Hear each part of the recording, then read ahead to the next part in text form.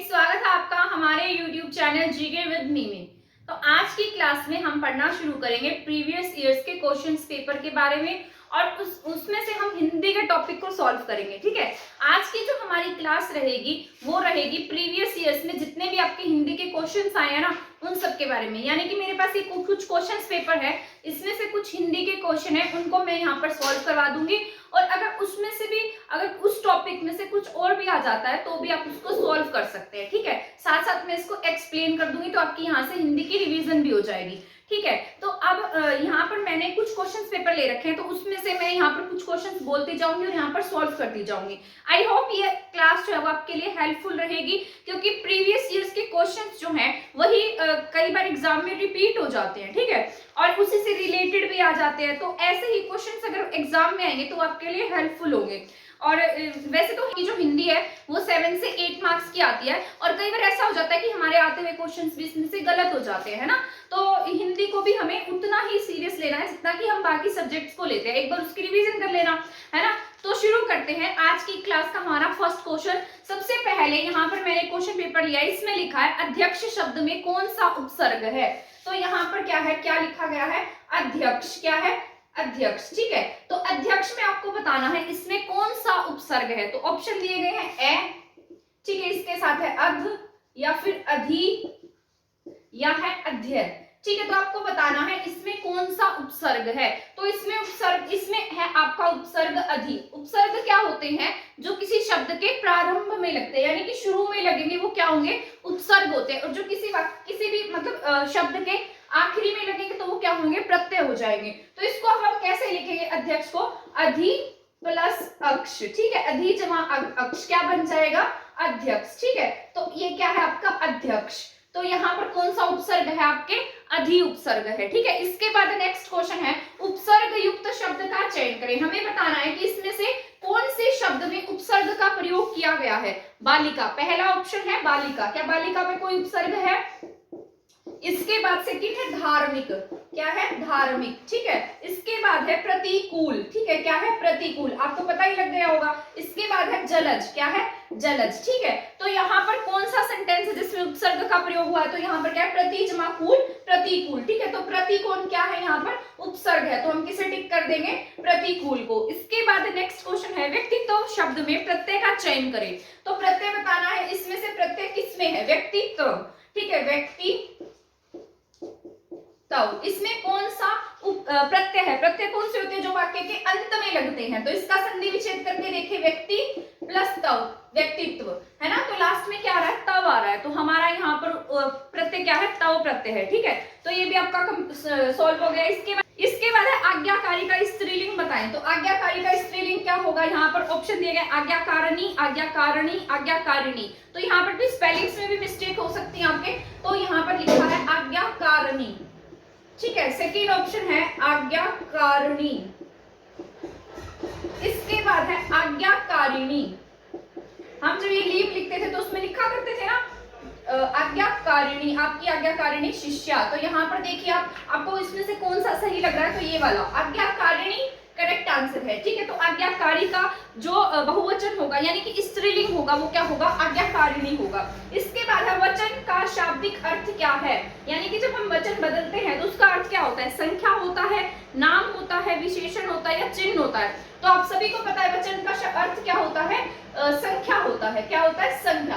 जिस तरीके से अब देख लीजिए, जैसे लड़का है, लड़का का बहुवचन बनाएंगे तो क्या बनेगा, लड़के। मेज का क्या बनेगा, मेजे। मेज का क्या बनेगा, मेजे। तो यहाँ पर एक संख्या से संख्याएं बदल रही है ना, तो यहाँ पर वचन किसका बोध कराता है, हमें संख्या का बोध कराता है। ठीक है, अब यहाँ ऑप्शन दिए गए हैं, इसमें से हमें सिलेक्ट करना है प्राय एक वचन में प्रयोग होने वाला शब्द कौन सा है। ठीक है, तो ऑप्शन है, मैं आपको बता देती हूँ। ऑप्शन है बच्चा, लिपि, इसके साथ है जनता और इसके साथ है सखी। ठीक है, तो इसमें से कौन सा करेक्ट आंसर आएगा आपका। तो यहाँ पर आपको बताना है कौन सा बहुवचन में प्रयोग नहीं होता, यानी कि एक वचन में ही प्रयोग होता है। अब इसके हम बहुवचन बनाकर देखते हैं। जैसे बच्चा का क्या बन जाएगा, बच्चे, लिपि का लिपियां, सखी का सखियां। तो जनता को तो हम चेंज नहीं कर सकते, जनता सिर्फ एक वचन में यूज होता है ना, तो जनता क्या हो जाएगा आपका, सही आंसर हो जाएगा। इसके बाद है परस्पर संबंध रखने वाले दो या दो से अधिक पदों को मिलाकर एक पद बनाने की प्रक्रिया को क्या कहा जाता है। तो जब पदों की बात आती है तो यहाँ पर आपका आंसर होगा समास। ठीक है, तो समास क्या होता है, दो या दो से अधिक पदों से मिलकर एक नया पद बनाया जाता है। और संधि, यहाँ ऑप्शन दिया गया संधि भी, संधि शब्दों का मेल होता है, पदों का मेल नहीं होता, तो आपको क्या टिक करना है, समास टिक करना है। इसके बाद है अव्ययीभाव समास का उदाहरण दीजिए। मैं आपको बता देती हूँ अव्ययीभाव समास होता क्या है। ठीक है, अव्ययीभाव समास, अव्ययीभाव समास, ठीक है, अव्ययीभाव समास वो होता है जिसमें जिस तरीके से मान लीजिए जैसे आपके कोई भी शब्द है जिस पर लिंग का, वचन का, किसी भी संज्ञा का, किसी भी चीज का कोई भी प्रभाव नहीं पड़ता या वो बदलता नहीं है। जैसे इसमें कुछ शब्द यूज किए जाते हैं, जैसे प्रति है, भर है, यथा है, आ है, बा है, इस तरीके के जो शब्द आगे लगे होंगे ना, किसी भी शब्द के आगे ये सेंटेंस लगा होता है, मतलब ये वर्ड लगा होता है, तो वहां पर कौन सा समास होता है, अव्ययीभाव समास होता है। या जहां शब्दों की रिपीटेशन होती है, जैसे रातों रात, दिनों दिन, दिन और रात नहीं है यहाँ पर, दिनों दिन इकट्ठे यूज हो रहे हैं, रिपीटेशन हो रही है, तो कौन सा समास होगा यहाँ पर, अव्ययीभाव समास होगा। ठीक है, जैसे यहाँ पर प्रति है, भर है, यथा है, आ है, बा है, जैसे प्रतिदिन क्या है, प्रतिदिन हो गया, भर पेट हो गया, क्या होगा, भर पेट, यथा संभव हो गया, ठीक है, यथा संभव। इसके बाद है आजीवन हो गया, है ना, बाकायदा हो गया। तो ये सभी सेंटेंस जो होंगे, मतलब जिसके भी आगे ये शब्द लगा होगा वो कौन सा समास होगा, आपके अव्ययीभाव समास होगा। ठीक है, इसके बाद है दूध रोटी, इसमें कौन सा समास है, तो दूध रोटी, है ना। अभी मैंने आपको बताया है दिनों दिन, यहाँ शब्दों का रिपीटेशन हो रहा है, यहाँ क्या है, दूध रोटी। अब ये एक दूसरे के पूरक है, एक दूसरे के बिना कंप्लीट नहीं हो सकते, अगर एक आएगा तो कंप्लीट नहीं होगा। तो जैसे माता पिता, माता पिता क्या पूरक है ना, दिन रात, दिन और रात, दिन है तो रात भी होगा, माता है तो पिता भी होगा, दूध है तो रोटी। ठीक है, तो इसको कैसे चेंज करेंगे, या फिर बीच में इस तरीके का जो शब्द दिखाई देगा, इस तरीके का हाइफन दिखाई देगा, या फिर और, इसको हम चेंज करेंगे तो दूध और रोटी ऐसे लिखते हैं, दिन और रात, है ना, सुबह और शाम। तो ऐसे शब्द किसमें जाते हैं, ये जाते हैं आपके दबंधव में। कौन सा समास है इसमें, दबंधव समास है। ठीक है, तो इसमें समास कौन सा होगा, क्या टिक करेंगे आप, इसको दबंधव समास टिक करेंगे। ठीक है, वह सूचना जो सरकार के प्रयास से जारी की गई हो उसे क्या कहते हैं, तो वो क्या होती है, अधिसूचना। क्या होती है, अधिसूचना। अब पीछे पीछे चलने वाला कौन होता है, आपके अनुयायी। जिस तरीके से आपने पढ़ा होगा कि गांधी जी के अनुयायी थे, क्योंकि वो गांधी जी के पीछे चलते थे, यानी कि गांधी जी के नक्शे कदमों पर चलते थे। तो या पीछे पीछे चलना, कोई किसी के पीछे चलेगा, किसी के मार्गदर्शन को फॉलो करेगा, तो वो क्या हो जाता है, उसका अनुयायी। क्या होता है, अनुयायी। तो आप क्या टिक कर देंगे, अनुयायी, जो पीछे पीछे चले। ठीक है, पीछे पीछे चलने वाला क्या होता है, अनुयायी होता है। इसके बाद है पराधीन सपनेहु सुख नाही, लोक उक्ति का क्या अर्थ है, क्या है, पराधीन सपनेहु, पराधीन सपनेहु लोक उक्ति का अर्थ क्या है, यहां लिख देती हूँ, पराधीन सुखनेहु, पराधीन सपनेहु, पराधीन सपनेहु सुख नाही। तो इसका अर्थ बताना था कि इसका अर्थ क्या है। तो यहाँ पराधीन सपने में सुख देती है, स्वतंत्रता में सुख मिलता है, पराधीन व्यक्ति विद्रोही बन जाता है, या पराधीनता में सुख नहीं मिलता। तो इसका अर्थ क्या आएगा, पराधीनता में सुख नहीं मिलता, पराधीनता में सुख नहीं मिलता। ठीक है, तो इसका अर्थ क्या हो जाएगा, पराधीनता में सुख नहीं मिलता। तो ये क्या आपका राइट आंसर है। ठीक है, ये लोकोक्ति है आपकी। इसके बाद है अनुरक्त का विलोम क्या है, तो अनुरक्त का विलोम क्या होता है, अनुरक्त विरक्त। ठीक है, हम पढ़ते थे ना, अनुरक्त का अपोजिट क्या हो जाएगा, विरक्त। ठीक है, तो ये हिंदी के क्वेश्चन एक पेपर के थे जो मैंने सॉल्व करा दिए। ये आई थिंक 12 क्वेश्चंस थे जो मैंने आपको भी सॉल्व कराए हैं। ठीक है, इसके बाद करते हैं हम हमारा नेक्स्ट पेपर। इसमें जो आपका ये वो जो एग्जाम कराया था मैंने, वो यूनिवर्सिटी का एग्जाम था। ठीक है, इसलिए उसमें हिंदी के क्वेश्चंस ज्यादा थे। अब है एचएसएससी के एग्जाम, इसमें जो हिंदी के क्वेश्चन होंगे ना, वो आपको 7 to 8 दिखाई देंगे, और ये थोड़े इजी भी आते हैं। एचएसएससी हिंदी थोड़ी इजी देती है, अदरवाइज बाकी एग्जाम्स के जैसे आपके यहाँ पर जैसे एचटेट होता है, एचटेट में हिंदी टफ आती है ना, और जो एचएसएससी देता है ना, उसमें हिंदी थोड़ी इजी लेवल की आती है। अब वो आपका लक है कि आपके एग्जाम में कैसी आएगी। ठीक है, तिथि, तिथि का बहुवचन क्या होगा, तिथियां। क्या होगा, तिथियां। तो तिथि का बहुवचन क्या है आपके पास में, तिथियां हैं, ठीक है। ये जितने भी एग्जाम पेपर है ना मेरे पास, उसमें से हरियाणा जीके भी मैं आपको सारी सॉल्व करवा दूंगी, ठीक है। क्या पता उसमें से कुछ क्वेश्चंस रिपीट हो जाए, मैं ऐसा तो नहीं कह रही कि सारे क्वेश्चन उसमें से आएंगे, पर शायद आपका लक अच्छा हो, कोई क्वेश्चन रिपीट हो जाए और वो आपका ठीक हो जाए, है ना। तो तिथि का जो बहुवचन होगा वो क्या होगा, तिथियां होगा, ठीक है। अब लोकोक्ति दी गई है, चोर की दाढ़ी में तिनका, क्या आएगा, चोर की दाढ़ी में तिनका, इसका अर्थ बताना है, ठीक है। चोर की दाढ़ी में तिनका, तो यहाँ पर चोर की दाढ़ी में तिनका जरूर लग जाता है। चोर चोरी से बचने के लिए छिपता है, चोर दाढ़ी को मुंडवा देता है, या दोषी स्वयं डरता है, तो इसका क्या आएगा, दोषी क्या करेगा, स्वयं डरेगा, तो दोषी स्वयं डरता है, तो चोर की दाढ़ी में तिनका, ठीक है। इसके बाद है कौन सा वाक्य संदिग्ध वर्तमान काल का उदाहरण है, संदिग्ध की बात की गई है यहाँ पर, ठीक है, तो इसको ध्यान रखना है। तो इसमें 4 ऑप्शन दिए गए हैं, मैं यहाँ ऑप्शन लिख देती हूँ, और जो भी बच्चा क्लास देखेगा वो कमेंट सेक्शन में इसका आंसर देना, ठीक है। यहाँ पर ऑप्शन है मैं पढ़ रहा हूं, मैं इसका आंसर नहीं बताऊंगी आपको, ठीक है, मैं पढ़ रहा होऊंगा। इसके बाद है थर्ड क्वेश्चन, मैं शायद पढ़ रहा हूं,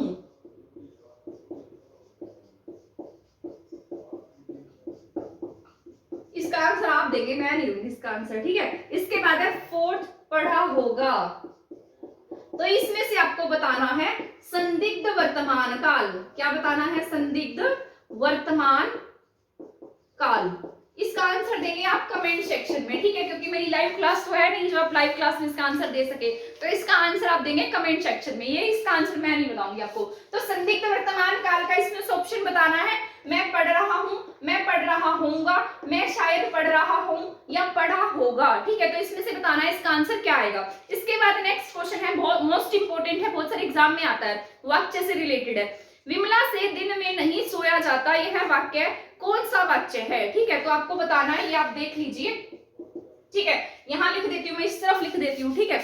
इसके बाद है विमला से दिन में नहीं सोया जाता, ये कौन सा वाक्य है, कृतवाच्य है या कर्मवाच्य, दोनों है, या कृतवाच्य है, कर्मवाच्य है, भाववाच्य है, तो आपको बताना है इसमें कौन सा वाच्य। पहले तो मैं बता देती हूँ कि वाच्य कौन से कैसे होते हैं, ठीक है। जैसे आपका कृतवाच्य, सबसे पहले हम क्या पढ़ते हैं, कृतवाच्य, सबसे पहले पढ़ेंगे, इसके नीचे आएगा कृतवाच्य। कृतवाच्य वो होता है जिसमें काम करने वाला कर्ता हो, जो कर्ता जो होता है ना वो खुद इंपॉर्टेंट होता है, ठीक है। यहाँ क्या होगा, जो काम करने वाला हो, जो इंपॉर्टेंट हो, जैसे मैंने खाना खाया, या फिर मैं खाना खा रहा हूँ, ऐसे लिख दीजिए, मैं खाना खा रहा हूं, तो इसमें क्या आ जाएगा, कृतवाच्य, क्योंकि काम कौन कर रहा है यहाँ पर, कर्ता कर रहा है, तो कौन सा वाक्य है यहाँ पर, कृतवाच्य है, ठीक है, कृतवाच्य है। इसके बाद है कर्मवाच्य की बात की जाए तो कर्मवाच्य में क्या आ जाता है, कर्मवाच्य की एक पहचान होती है, यहाँ पर जो काम है ना वो ऑब्जेक्ट के द्वारा किया जाता है, ठीक है, और इसमें इसकी पहचान में जो शब्द आते हैं वो होते हैं के द्वारा, या फिर होगा द्वारा, या फिर होगा से, तो ये तीनों शब्द जिस भी सेंटेंस में आपको दिखाई देंगे तो आप सीधा क्या टिक कर देंगे, कर्मवाच्य टिक कर देंगे, ठीक है। मैंने यहाँ लिखा भी है, अगर विभक्ति इसमें क्या होता है, से, के द्वारा, और इस तरीके के सेंटेंस होते हैं तो क्या होता है, आपके कर्मवाच्य होता है, ठीक है। और इसमें क्या होता है, जैसे कृतवाच्य है, कृतवाच्य में कोई भी विभक्ति यूज नहीं होती, जैसे की, का, के, है ना, इस तरीके की एक भी विभक्ति यूज नहीं होती, के द्वारा, तो ये विभक्तियां यूज नहीं होती है। कृतवाच्य में सिर्फ एक विभक्ति आती है, वो भी ने, कभी कभी यूज होती है ने, बाकी विभक्ति इसमें यूज नहीं होती है। और कर्मवाच्य में के द्वारा, द्वारा, से, ये यूज होता है, ठीक है। और भाववाच्य वो होता है जिस तरीके से, भाववाच्य जिसमें भाव की प्रधानता होती है, किसकी प्रधानता होती है, भाव की, ठीक है। जैसे यहाँ पर सेंटेंस लिखा है, विमला से दिन में नहीं सोया जाता, तो यहाँ पर जो सोना है वो किसको दिखा रहा है, भाव को दिखा रहा है, तो जाता, जिसके लास्ट में जाता दिखाई दे जाएगा ना, वो कैसा सेंटेंस हो जाएगा, आपका भाववाच्य हो जाएगा, ठीक है, जिसमें भाव की प्रधानता होती है, जहां पर जो क्रिया है वो किसको दिखाती है, भाव को दिखाती है। सोना किसको दिखा रहा है, भाव को दिखा रहा है ना, उससे दिन में सोया नहीं जाता, तो कौन सा सेंटेंस हो जाए, कौन सा वाक्य है यहाँ पर, भाववाच्य है, तो आपको ये टिक कर देना है। जैसे अभी एक सेंटेंस और आएगा, मैंने यहाँ पर सॉल्व किया था तो उसमें ये वाला आया था कर्मवाच्य, तो वो मैं आपको आगे समझा दूंगी, ठीक है, इसका सेंटेंस का एग्जांपल दे दूंगी। इसके बाद है आज का काम कल पर नहीं छोड़ना चाहिए, तो कल क्या है, यहाँ पर टाइम को प्रेजेंट कर रहा है, कल है ना, तो कल क्या है हमारा, काल है, तो आज का काम कल पर नहीं छोड़ना चाहिए, क्या है, काल है। इसके बाद है राम तैरता है, यह वाक्य क्रिया का कौन सा रूप है, मतलब इसमें कौन सी क्रिया, तो इरेज कर देती हूँ, देख लिया होगा आपने ये। इसके बाद है आज का काम कल पर नहीं छोड़ना चाहिए। सॉरी, राम तैरता है, क्या है, राम तैरता है, ठीक है। तो जो अकर्मक क्रियाएं होती है वो ऐसी क्रियाएं होती हैं जिसमें कर्म नहीं होता, यानी कि जिसमें ऑब्जेक्ट नहीं होता। सकर्मक होती है जो ऑब्जेक्ट के साथ में आती है। अब आप यहाँ देखिए, राम तैरता है, जैसे जब हम इसको इंग्लिश में लिखा है इसमें राम स्विम्स, राम क्या कर रहा है, तैर रहा है ना। तो अगर यहाँ पर ऐसा आता, राम पुल में तैरता है, किसमें तैरता है, पुल में, है ना, या तालाब में तैरता है, तो यहाँ पर क्या आ जाता हमारे पास में, एक ऑब्जेक्ट आ जाता है ना। परंतु यहाँ पर इसने ऑब्जेक्ट नहीं दिया, इसने सिर्फ सब्जेक्ट और क्या दी है, क्रिया दी है इसकी, ठीक है। तो जिसके साथ में ऑब्जेक्ट नहीं होता वो कैसी क्रिया हो जाती है, अकर्मक। तो ये कैसी क्रिया है, आपके अकर्मक क्रिया है, ठीक है। तो आपको क्या टिक करना है, अकर्मक क्रिया। राम तैरता है में कैसी क्रिया है, अकर्मक। इसके बाद तो आपकी गिनती दी गई है, वो तो आप सभी को आती होगी, है ना, बचपन में ही सीखी होती है हमने। 65 को कैसे लिखेंगे, ठीक है। 71 को कैसे लिखेंगे, ये आप सभी जानते हैं। 96 को कैसे लिखेंगे, 69 को कैसे लिखेंगे, और 37 को कैसे लिखेंगे, ठीक है। ये तो बताने की जरूरत ही नहीं है मुझे। 65 हो गया, 71 हो गया, 96 हो गया, 69 हो गया, इसके बाद 37 हो गया। तो इसका राइट आंसर हो जाएगा, है ना। इसके बाद है निंदा। निंदा का क्या होता है अपोजिट वर्ड, स्तुति। क्या होता है, निंदा का स्तुति होता है, ठीक है। तो निंदा का अपोजिट वर्ड क्या है, स्तुति है। ये 8 क्वेश्चन थे, ये भी सोल्व हो चुके हैं हमारे, ठीक है। आई होप कि यहाँ पर इस क्लास में मैं आपको 40 to 50 क्वेश्चन सॉल्व करा दूंगी, ठीक है। और 20 to 30 क्वेश्चन तो हमारे हो ही गए हैं। इसके बाद हम नेक्स्ट कर लेते हैं, पर मार्कर चेंज कर लेती हूँ, चलूंगा।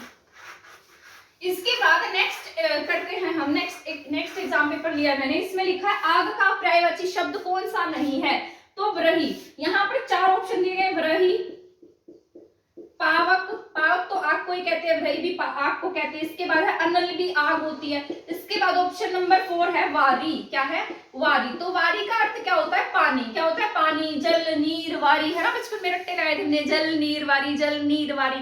तो ये वारी क्या है, यहाँ पर पानी है, ठीक है। तो यहाँ पर इसका ऑप्शन, इसका आंसर क्या आ जाएगा, वारी आ जाएगा। इसके बाद है समझ। समझ के साथ कौन सा उपसर्ग लगेगा, तो आप सभी समझ गए होंगे। यहाँ पर समझ, समझ के साथ कौन सा उपसर्ग लगेगा, ऑप्शन है आपके ए, नी, दू या ना। तो इसको लगाकर देखिए, ए समझ कुछ नहीं होता, नी समझ भी नहीं होता, दू समझ भी नहीं होता, तो क्या होता है, ना समझ। तो इसके साथ में कौन सा लग जाएगा, ना समझ। इसके बाद नेक्स्ट है माँ से बच्चे को दूध पिलाया जाता है।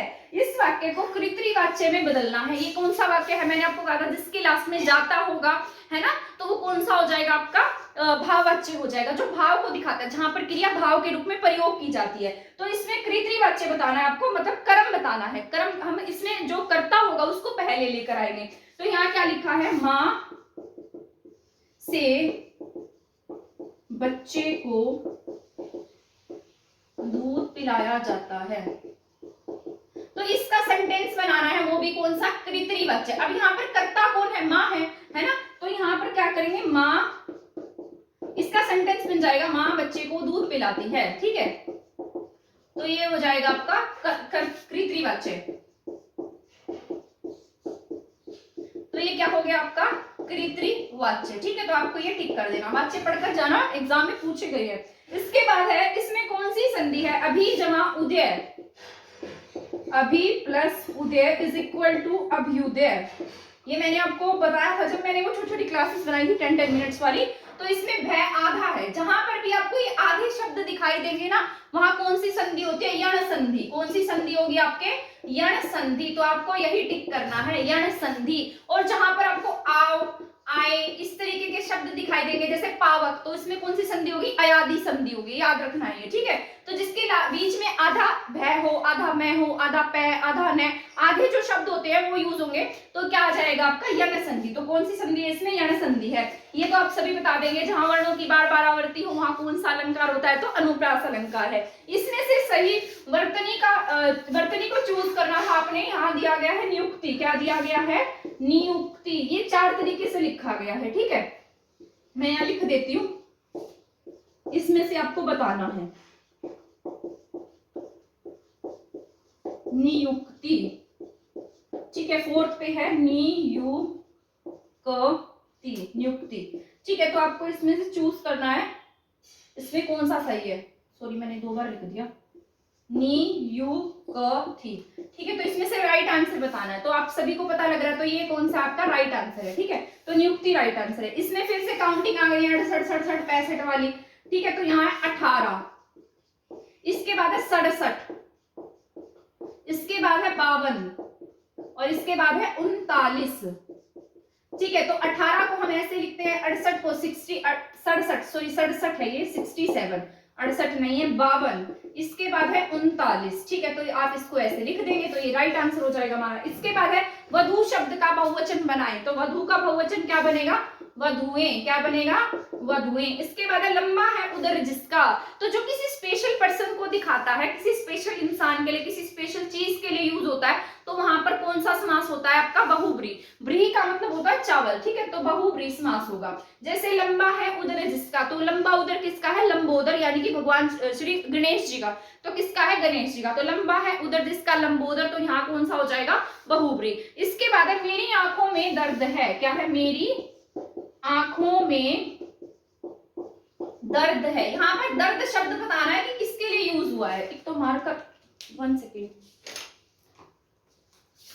दर्द शब्द क्या किस रूप में यूज हो रहा है। ठीक है, तो मैं इसका आंसर बता देती हूँ। दर्द क्या, एक तो भाव को दिखा रहा है, तो भाववाचक संज्ञा है। इसके बाद पुल्लिंग में यूज हो रहा है, ये पुल्लिंग में यूज होता है, पुल्लिंग है, स्त्रीलिंग नहीं है, एक वचन है। ठीक है, कर्ता कारक है और क्रिया का कर्ता है। ठीक है, तो ये आपको याद रखना है। तो यहाँ पर ये सेंटेंस पूछा गया था। इसके बाद है जुगुप्सा, ये रस भी पढ़ के जाना, इसमें से भी क्वेश्चन आता है। ठीक है, तो रस आपके यहाँ पर मतलब यहाँ लिखा है जुगुप्सा किस रस का स्थायी भाव है, तो जुगुप्सा कौन से रस में आता है ये आपको बताना है। ठीक है, यहाँ ऑप्शन दिए गए हैं, करुण रस, इसके बाद है रौद्र रस, इसके बाद है वीर रस और इसके बाद है विभत्स रस। ठीक है, तो यहाँ पर करुण रस वो होता है जो किसी सैड को दिखाए, यानी सैडनेस को दिखाता है, दुख को दिखाता है, ग्रीफ को, सोरो को दिखाता है, तो ये क्या आएगा, करुण रस होता है। उसमें रौद्र होता है जो भयानक हो, जो भयानक को दिखाता है, डरावना होता है, वो क्या होता है, रौद्र रस होता है। इसके बाद वीर, जो वीरता को दिखाए, जो देश के लिए कुछ करे, वीर हो। ठीक है, वीरता दिखाए, जैसे उसने अपने देश के लिए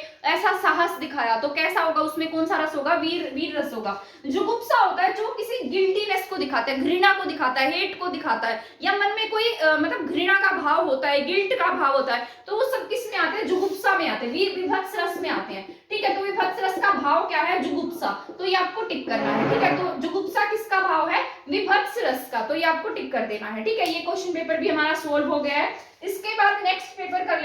ठीक है, यहाँ पर लिखा है माला शब्द का बहुवचन, इसमें तो बहुत कम ही क्वेश्चन है, इसमें है आपके 7 क्वेश्चन है। ठीक है, इसके बाद है माला, माला शब्द का बहुवचन क्या आएगा, मालाएं, क्या आएगा, मालाएं। ठीक है, ऊपर चांद बिंदी आ जाएगी। इसके बाद है यहाँ मुहावरे दिए गए हैं, मैं बोल के बता देती हूँ। रंग में भंग पड़ना, ठीक है, दांत पीसना, पेट में चूहे कूदना, खिल्ली उड़ाना, आप सभी को पता है रंग में भंग पड़ना मतलब खुशियों में कुछ विघन आ जाना, खुशी में विघन आना। इसके बाद दांत पीसना है क्रोध करना। इसके बाद पेट में चूहे कूदना, तो भूख लगती है तो हम कहते हैं ना पेट में चूहे कूद रहे हैं ना, तो इसका अर्थ क्या होता है, पेट में चूहे कूदना का अर्थ भूख लगना। इसके बाद खिल्ली उड़ाना, ऐसे नहीं कहते मेरी खिल्ली मत उड़ा, तो खिल्ली उड़ाना मतलब हंसी उड़ाना या किसी का मजाक उड़ाना। इसके बाद है मोहन ने पढ़ा था, यह वाक्य किस काल में है, तो लास्ट में क्या आ गया, था, तो था आ गया है, तो आप सभी बता देंगे ये कौन सा काल है, भूतकाल है। कौन सा है, भूतकाल, यानी कि पास्ट सेंटेंस, पास्ट है ये। ठीक है, इसका ये हो गया। इसके बाद संधि विच्छेद कीजिए। विद्यार्थी का क्या आएगा, विद्या जमा अर्थी विद्यार्थी, हम शुरू से पढ़ते हैं, विद्या प्लस अर्थी क्या होता है, विद्यार्थी। इसके बाद है अध्यापक का स्त्रीलिंग बताना है आपको। अध्यापक का स्त्रीलिंग क्या होता है, अध्यापिका होता है, आप सभी को पता है। अध्यापक का क्या होगा, अध्यापिका। ठीक है, अध्यापिका। इसके बाद में है राम ने शाम को कथा सुनाई, ये वही वाला क्वेश्चन है जो मैंने बताया था आपको, क्रमवाच्य कृतवाच्य वाला। ठीक है, राम ने शाम को कथा सुनाई, इस वाक्य को क्रमवाच्य में बदलिए। ठीक है, एक बार तो मारकर हम चेंज कर लें। राम ने शाम को कथा सुनाई, इसको क्रमवाच्य में बदलना है, तो मैंने बताया था क्रमवाच्य होगा तो के द्वारा, द्वारा, से, ऐसे शब्द यूज किए जाएंगे। ठीक है, तो यहाँ पर सेंटेंस दिए गए हैं, राम शाम को कथा सुनाता है। ठीक है, राम से शाम को कथा सुनाई गई, राम शाम को कथा सुनाता है, राम शाम को कथा सुनाएगा, तो मैंने आपको बताया था ना इसमें से आ जाएगा, है ना। तो इसमें ऑप्शन में दिया है, बी ऑप्शन है यहाँ पर, राम से शाम को कथा सुनाई गई। ठीक है, राम से श्याम को क्या सुनाई गई? कथा सुनाई गई। तो यहाँ पर से आ गया, अगर के होता, के द्वारा होता या द्वारा होता तब भी हम इसको कर्म वाच्य बना देते। ठीक है, यहाँ पर तीनों में को विभक्ति का यूज किया गया था, तो तीनों ही क्या नहीं है, आपके कर्म वाच्य नहीं है। इसके बाद शुद्ध वाक्य का चयन करना है हमें। यहाँ पर शुद्ध वाक्य कौन सा है? तो यहाँ दिया गया है उन्होंने हमसे मिले थे, तो उन्होंने हमसे मिले थे, कुछ सेंटेंस ही नहीं बन रहा। इसके बाद आपने दिल्ली गए थे, तो ऐसे थोड़ी होता आप दिल्ली गए थे, मैं उसे पैसा दिया था, मैंने उसे पैसा दिया था, तो ये भी गलत है। तो सेकंड ऑप्शन है यहाँ दोस्त आया था। क्या है? दोस्त आया था। ठीक है, तो ये सेंटेंस सही है कि दोस्त आया था। ठीक है, बाकी सभी यहाँ पर गलत सेंस दे रहे हैं। इसके बाद में से ये तो आपका थोड़ा मतलब हिंदी वाला वो एग्जाम आया था जो ग्राम स्टिप का पेपर था, जिसमें हिंदी थोड़ी हटके आ गई थी हमारे, इससे नहीं आई थी, फिर भी मैं आपको बता देती हूँ, एक बार रिपीट कर देती हूँ, इसमें तो सोल्व करने की हमें जरूरत नहीं है।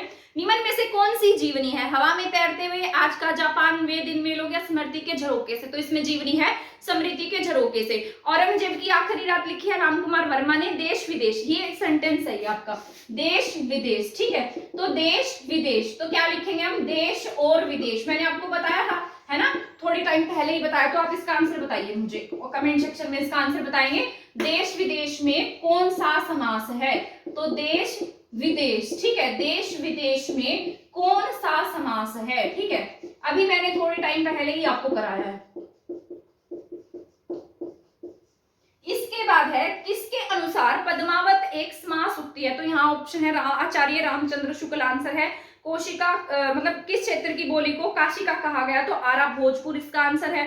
इसके बाद है सूर सागर के रचनाकार कौन है? तो सूरदास जी हैं। संस्कृत और ये शब्द भी आपका सही है। जो शब्द संस्कृत और प्राकृत से विकृत होकर हिंदी में आए हैं वो कौन से शब्द हैं? विकृत मतलब अलग होकर, बताया भी हुआ है। तत्सम वो होते हैं जो एज इट इज किसमें यूज कर लिए जाते हैं? संस्कृत के वे शब्द जो एज इट इज हिंदी भाषा में प्रयोग कर लिए गए हैं वो कैसे शब्द होंगे? आपके तत्सम शब्द होते हैं। और तद्भव कौन से होते हैं? जिनका मीनिंग चेंज करके, यानी कि जिनको सरल भाषा में करके किसमें यूज कर दिया गया?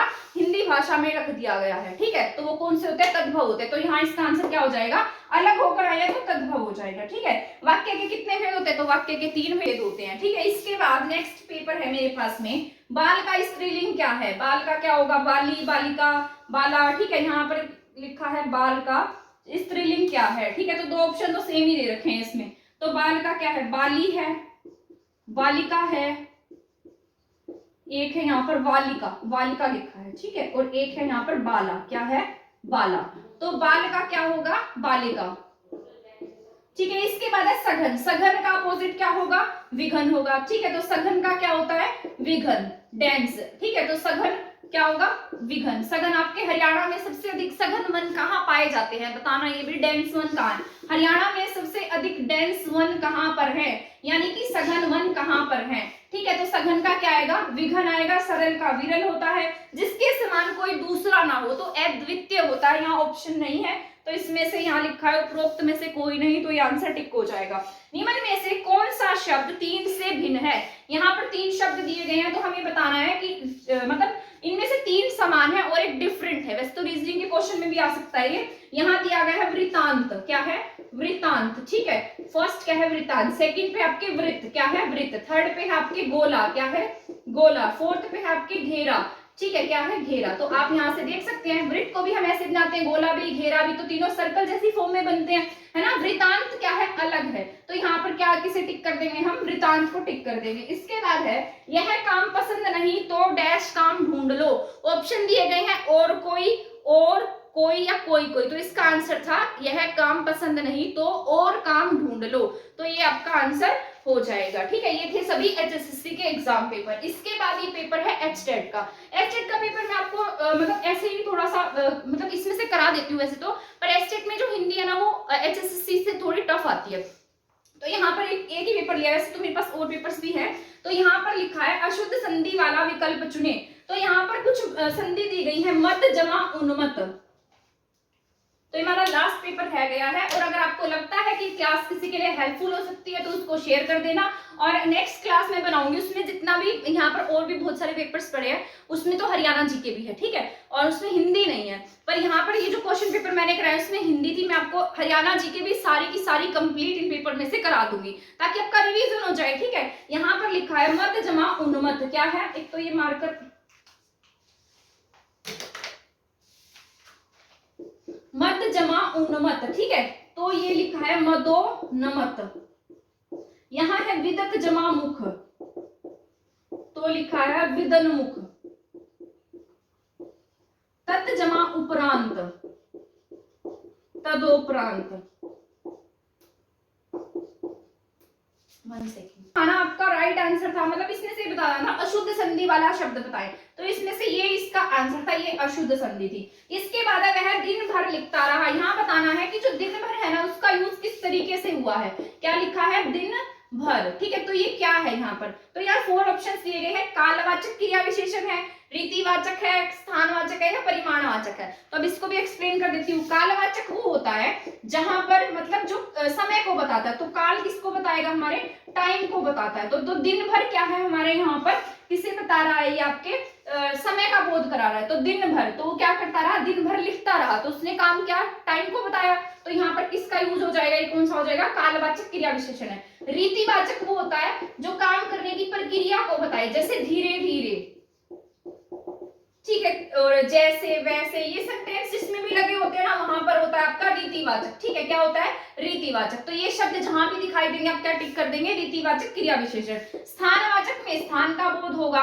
है ना, स्थानवाचक में किसका बोध होता है, स्थान का। परिमाण में नाप तोल का बोध होता है, किसका होता है, परिमाण में नाप तोल का, ठीक है। जैसे जिसे हम जिसमें नाप तोल का बोध हो वहां क्या होता है, परिमाणवाचक होता है। गुणवाचक जो किसी की विशेषता को बताता है, सुंदर, काला, गोरा, ऊंचा, लंबा, ये सब किसमें आते हैं, गुणवाचक में आते हैं। इसके बाद वर्तनिक दृष्टि से अशुद्ध का चयन करें, तो यहाँ पर 4 ऑप्शन थे, तो इसमें से विद्वता, क्या है, विद्वता। अशुद्ध बताना था गीतांजलि। इसके बाद है पक्षीगण, इसके बाद है स्वामी भगत। तो यहाँ पर राइट आंसर था ये, मतलब ये अशुद्ध था यहाँ पर, बाकी सभी शुद्ध सेंटेंस थे, तो ये गलत था। पक्षीगण को बड़े ही की मात्रा आएगी। इसके बाद फिर से भाववाचक वाला आ गया। भाववाच्य बताना है, इसमें से भाववाचक किसमें है, गर्मियों में रोज नहाया जाता है। तो ये मैंने बताया था कि जिसके लास्ट में जाता है आ जाए वहां कौन सा होगा, भाववाचक होगा। तो इसका आंसर क्या होगा, गर्मियों में नहाया जाता है।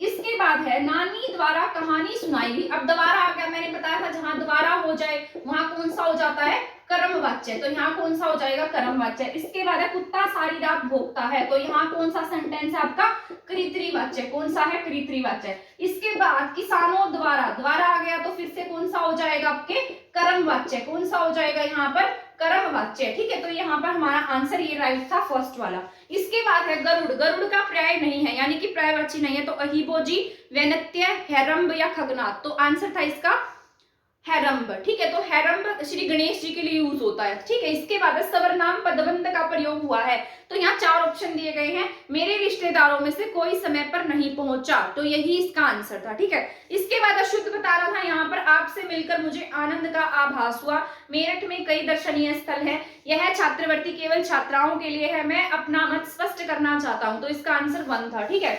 इसके बाद है नेक्स्ट क्वेश्चन है, मैं ऐसे बता देती हूँ आपको, किस वाक्य में सावर्नामिक विशेषण का प्रयोग हुआ है। तो यहाँ ऑप्शन थे, तुम सब आ गए, अच्छे कहाँ रह गए, तो ये भी कोई सेंस नहीं बन रही। जो बाहर खड़ा है उसे अंदर बुलाओ, तो ये भी नहीं है। तो यहाँ था तुम छात्रों के लिए कुछ किताबें ले आओ, तो यही इसका आंसर था, ठीक है। इसके बाद था संकर शब्द, क्या है, संकर। जो इंपॉर्टेंट है वो मैं आपको एक्सप्लेन कर देती हूँ। संकर, संकर का अर्थ होता है जो 2 भाषाओं के मेल से मिलकर बना होता है, या कोई भी भाषा हो जाएगी, जैसे हिंदी है, उर्दू है, अरबी है, फारसी है ना। एक तो हमारी हिंदी, हिंदी के साथ और भाषाएं, उनके योग से मिलकर बनाओ, एक हिंदी प्लस अदर लैंग्वेज, तो वो कौन से शब्द होते हैं, संकर शब्द होते हैं। तो यहाँ पर आंसर था इसका, यहाँ ऑप्शन दिए गए थे, विज्ञापन दाता, क्या है, विज्ञापन दाता, दाता संस्कृत का शब्द है ना।